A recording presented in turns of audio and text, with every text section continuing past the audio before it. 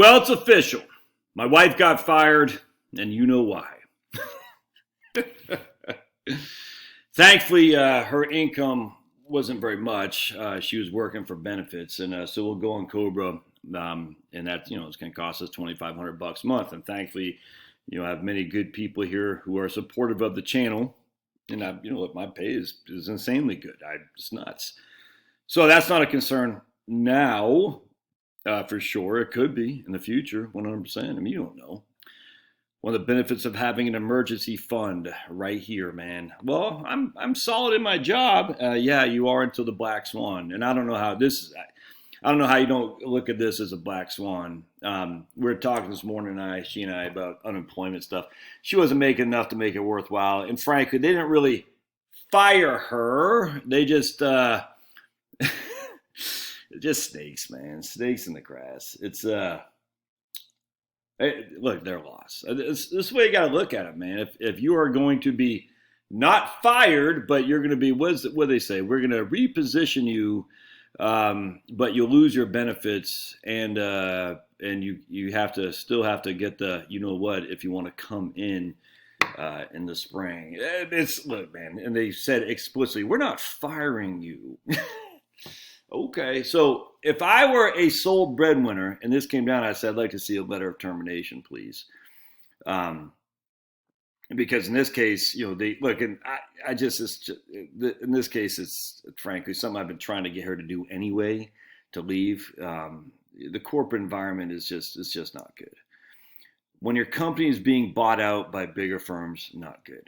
I tell you, man, I talk to people. I have 2 appointments a day with clients. 5 to 6 days a week. And the same thing I hear all the time. I'm in IT, I'm 50, 55, my company's bought out, and now I'm expendable. I've heard that 1,000 times. I heard it once. And now they're looking for reasons to let you go without having to actually say they're letting you go, because they don't want the unemployment insurance to go up. Because remember, unemployment insurance is based on the claims. No different than any other homeowners insurance or anything like that. More claims you file, the more it costs for the insurance. Anyway, so they don't want the unemployment claims because I make the insurance premiums they have to pay into the system to go up. And I get that. But anyway, so long story short, they don't want that. Also, they don't want to be sued because of falsely termination. Now, I am a believer in entrepreneurship and freedom. Employees as a at-will employment, they have the right to fire you. This is what I've always thought. And you have the right to quit. Just that simple. No contractual obligation. So you're going to have to stand up with your libertarianism and say, well, they can't fire me because of X. Yes, they can, actually. They literally can.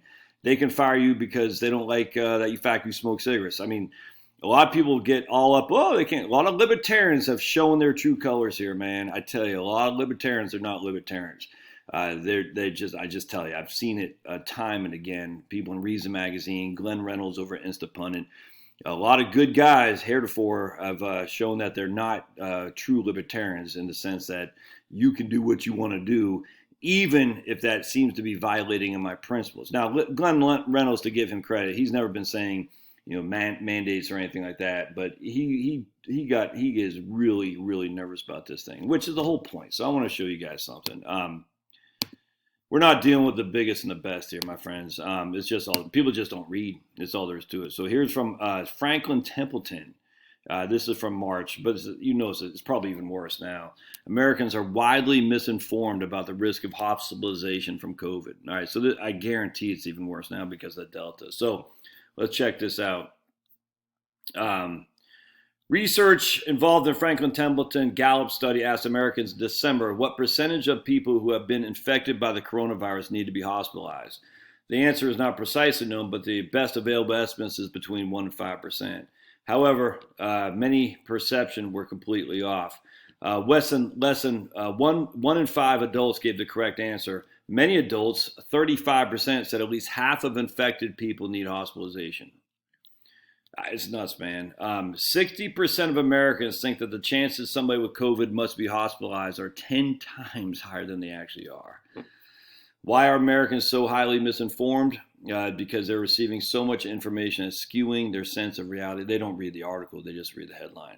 It's all negative. It's clickbait stuff. I mean, you are literally being, it's the fear porn. And so we have people, let's just say some offices are saying we got to do what we can to protect the vaccinated. I'm telling you, man, and this is the CEO of a certain office. Just how insane is that?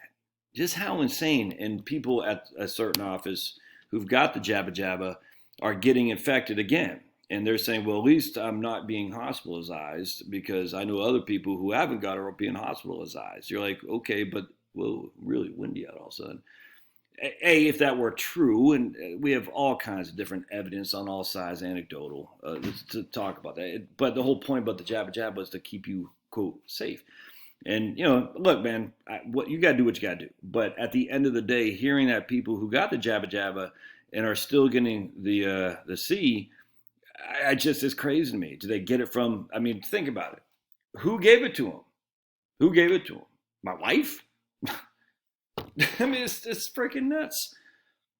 I find this absurd. But again, the facts are people are misinformed. It's just all there, and they willingly ignorant is what it is. That's the problem, willingly ignorant. And so just go back to this thing again. 91% of stores by U.S. major media outlets are negative versus 44% for non-U.S. major sources. Yeah, because the media, it says bleeds, it leads. But it's on you because you follow this. A global pandemic isn't a cheerful topic, yet this fact alone doesn't explain the discrepancy between U.S. media coverage and non-U.S. media, nor does it explain why negative news trends continue even during the positive developments. All right. They got other things in here. I'm not going to go into it here. But we had other things, like I think I was listening to some study that said like 1 in 4 people think your case fatality rate was 10% or even 25%. I can't remember. It's nuts. So in a way, you think for these people, if you are under the belief that your case fatality rate is 10% or 25%, whatever it is, you are scared. And now you're saying that not only does the vaccine not keep the virus at bay, but you've done all you can do, and yet you're like, I still have a 10 to 25% CFR. And it's simply not true, but this is what people think. And if you thought that way, it's really not unreasonable now to think that, oh, you're a carrier of a virus that could literally kill me. And you're like, but I thought the jabba was just protected from that. Yeah, well, it protects us, but maybe not. But I'm still scared. Anyway, I find it interesting. We'll see how this shakes out. But I find it funny, too, because a lot of, there's studies done about who is the most informed and the most hesitant kind of coincide. So the most informed people are the most hesitant, PhDs and things of that nature. And also blacks. I find it interesting, too. So a lot of blacks, because they saw what happened in Tuskegee.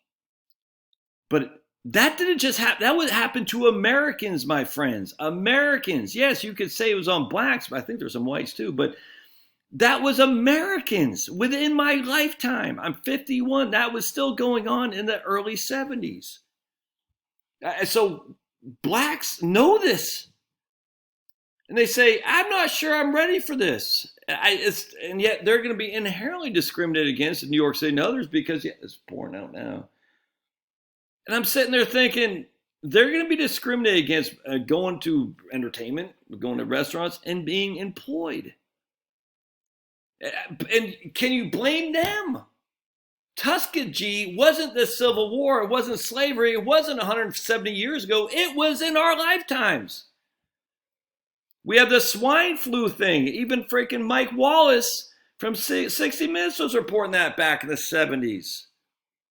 I just sit there and I say, I don't understand why people, I get it that they're so scared, but how can you, I don't get it. Anyway, the point being is a lot of good workers are going to be let go.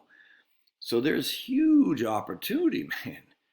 Huge opportunity in the workspace to say, I have a need and I need people who are competent, quality, and who think outside the box, who are well thought, well read, well informed.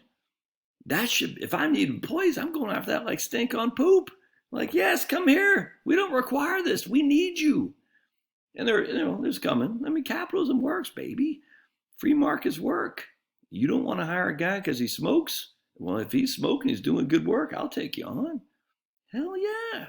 Anyway, so that's not even depressing. In this case, for me, I'm like, sweet, thankfully, because she was providing more to that company than they were providing her. That's all there is to it. And I tell her all the time, I say, Charlotte, let's just say it costs $2,500 a month for stupid health insurance. All right, so you're working basically, not on the clock, but when all comes to prep, the back end stuff, probably 40 to 50 hours a week. And we don't really need your income money. We need your insurance money. So that's $30,000 a year for the health insurance. I'm just saying, say it costs $2,500 a month. So you're working 40, we'll just say 40 hours a week for $30,000 of health insurance. I take my trusty calculator over here. If I can find it, hold on a second. Let's just bring it up here. I think, yeah, right here. All right, so we're going to say, pause it.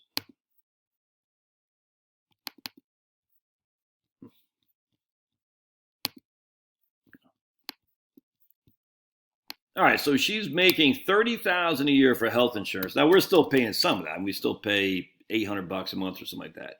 We're going to divide that by 2,080 hours, and we're just, that doesn't include the cost it takes to wake up at 6 o'clock in the morning, the cost it takes to get ready for work, the cost to drive back. It doesn't include all that. We're just saying basically time on the clock, time at work is basically 40 hours a week. 2080, that's all 14.23 an hour. That's it, man. So the question then that comes to mind is, can we find another gig for Charlotte? Should we need that can pay the equivalent of $14.23 an hour? I think the answer is unequivocally yes. I'm hoping she doesn't, but look, she's a big girl. She can do what she wants, but she got some serious good experience from these guys, which she can use to accomplish the world for other things, if that makes sense. And I think back to that interview I did with Sue Cole when she was getting let go from her crappy old corporate job because they got bought out. She's kicking butt and taking names, doing bookkeeping, doing dog training down in Texas now. I talked to another guy the other day who actually reached out to her to say, can you just give me some guidance here? Because, I'm getting ready to leave my crappy old corporate job. And can you help me? And what a great community. Anyway, so say a prayer for all those who are being forced to come to a reconciliation with their lives, literally. They're being forced to choose a path they weren't expecting. Hopefully we can learn the value of an emergency account, the value of no debt, because if you don't have either of those, you're gonna capitulate. It's just that simple, man. All right, love to hear your thoughts. See ya.